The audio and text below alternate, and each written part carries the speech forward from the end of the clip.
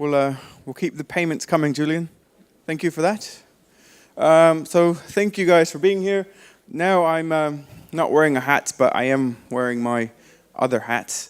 So I want to talk to you about a project, because we actually meant for this to be a lot further along than it is, but then all you people decided to register for this event and get booths and all that stuff, which kept us really busy. So our white paper is looking like it's about 3 weeks away. We're hoping to announce it now, but I'll tell you a little bit about the project, where we're at, where we're going, and what we're doing.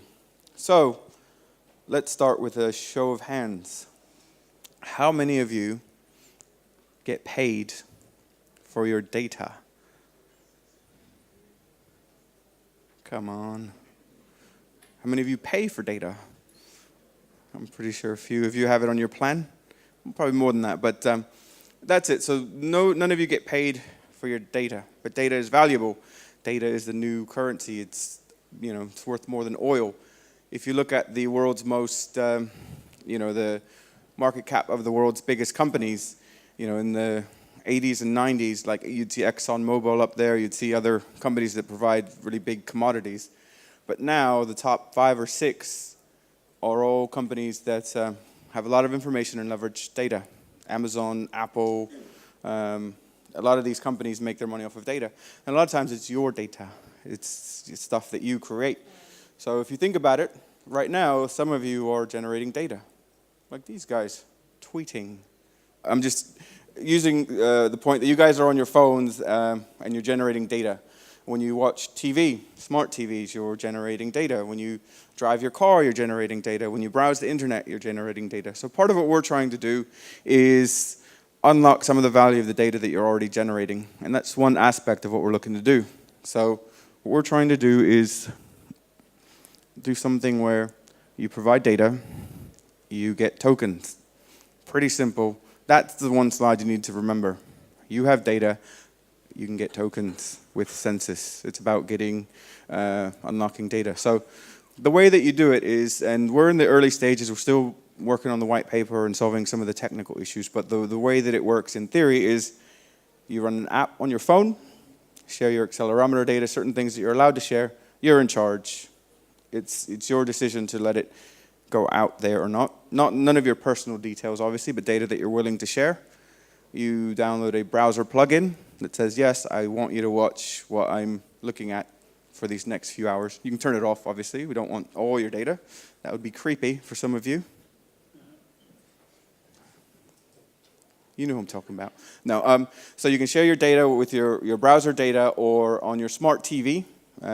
If we can work a deal with the partners there to have tracking of your viewing habits, obviously with your permission, or even devices that fit into your car that track your driving habits. So all this data that you generate, we want to have an input that goes to Census and generates Census tokens.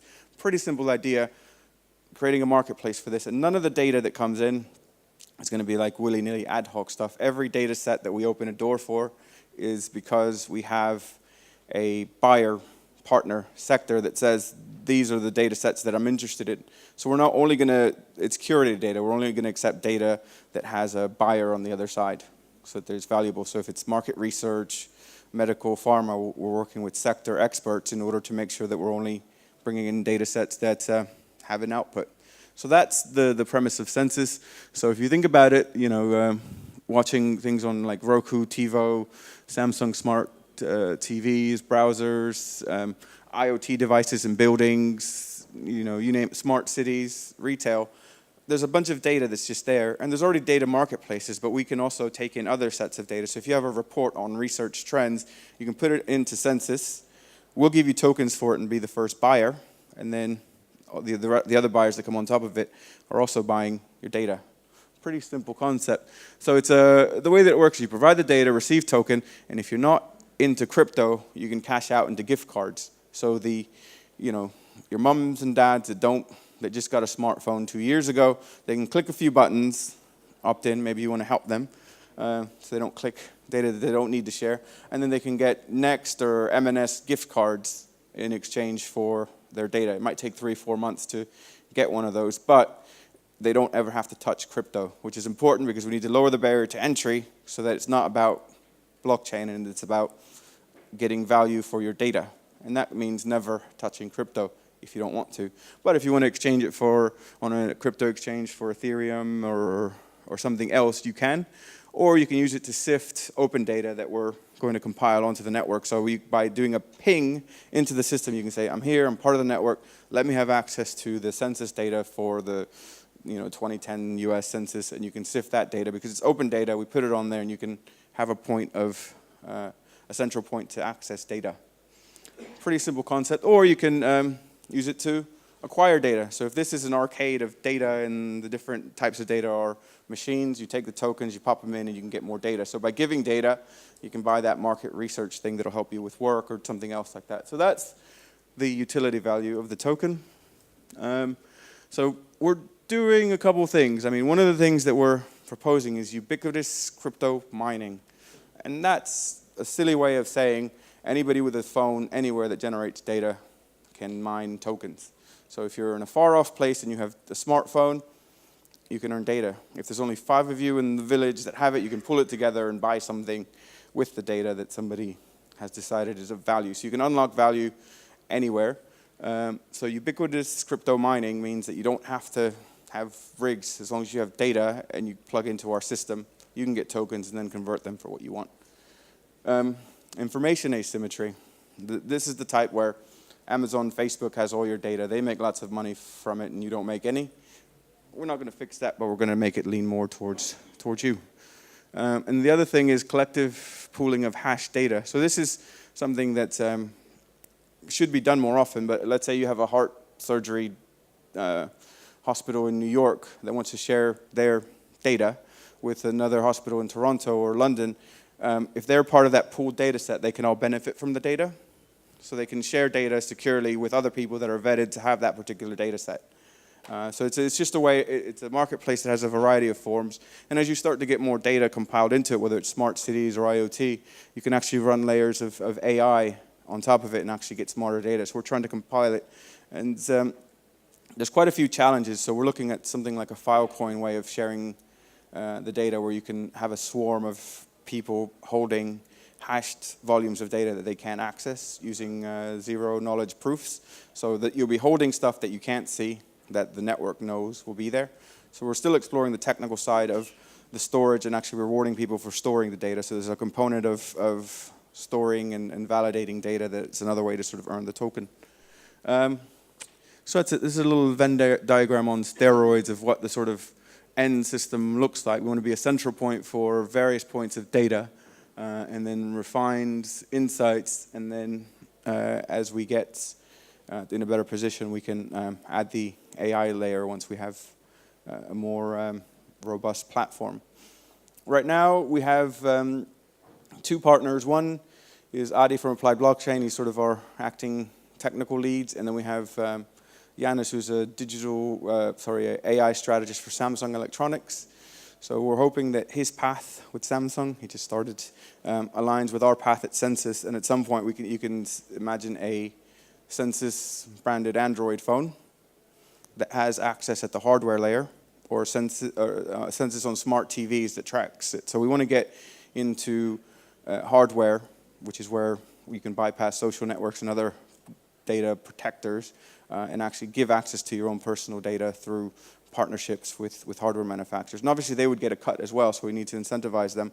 But that's the point. The point is it's all through partnerships, marketing, and 75% of the tokens that we're going to generate are for data acquisition. We're the first buyer. We're incentivizing you to download the wallets.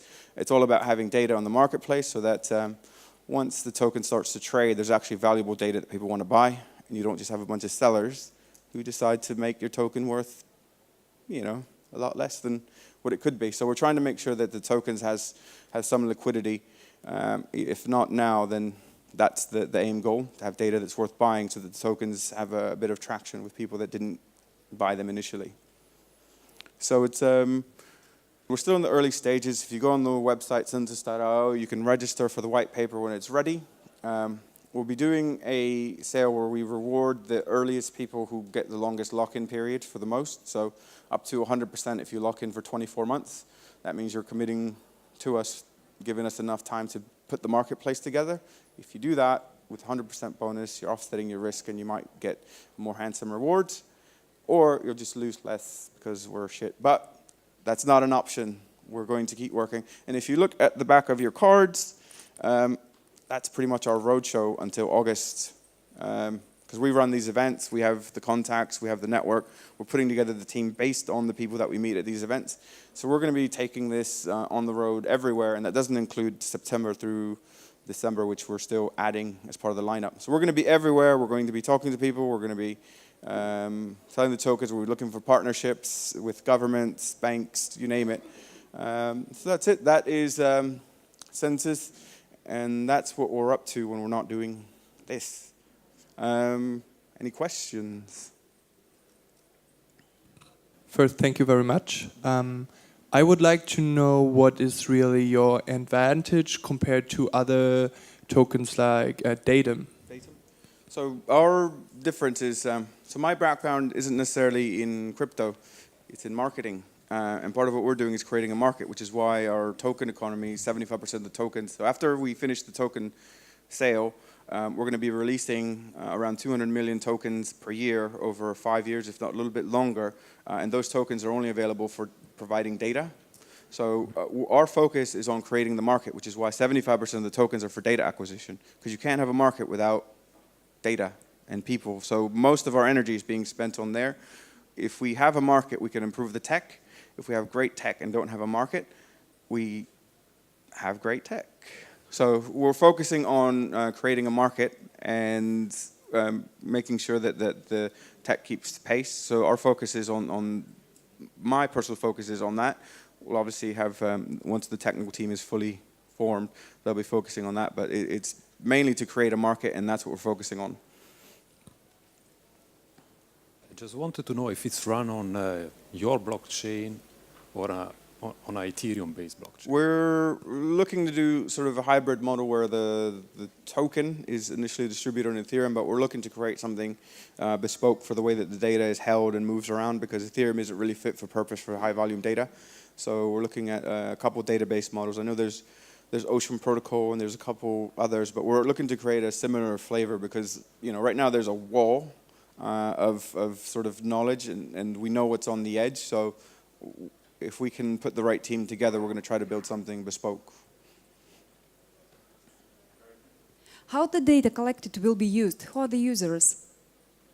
I mean, the data will be collected by the system, and how it will be used? For which purposes? So when a data set is created, a snippet or an alert comes up on the system, almost like a market tracker, that something new has arrived. And that snippet just says, this volume of data is live, connected to this set. So it's advertised that something is there, and you can sort of browse the snippet and then decide to buy it if you have the tokens to buy it. So you can't access the data until you buy it, and it's not available for consumption. So when you put the data out there, you're basically saying, this data is visible and unlocked by Census tokens. And that's how it's used. So if you don't have a token, you can't see it. But some of the data will be free, like the open data that we gather. And that data is available to anybody who pings the system. But the private data that you say is only available to, you know, people who pay this much. Or you can set parameters of people who are vetted and validated for this sector if it's sensitive information.